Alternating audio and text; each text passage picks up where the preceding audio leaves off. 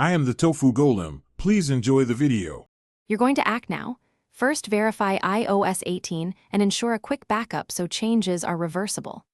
Once done, close settings and restart the iPhone to clear transient issues.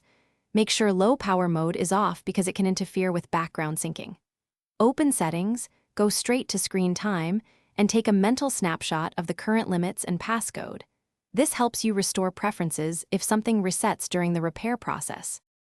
Now dive into the detailed steps.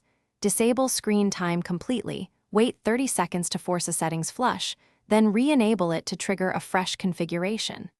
If you're on family sharing, temporarily remove the device from the family group to isolate sync issues. This prevents remote overrides. If the passcode is causing the bug, reset it through Apple ID or use the turn off screen time flow. These actions reinitialize the service and often resolve stuck limits or reporting errors.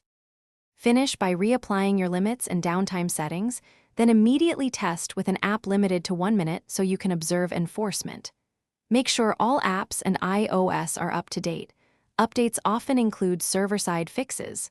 If problems persist, sign out and back into your Apple ID to refresh account policies. If none of this works, restore from the backup you made earlier or contact Apple support. They can escalate a persistent.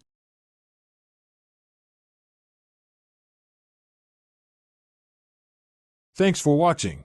Consider subscribing if we helped you today.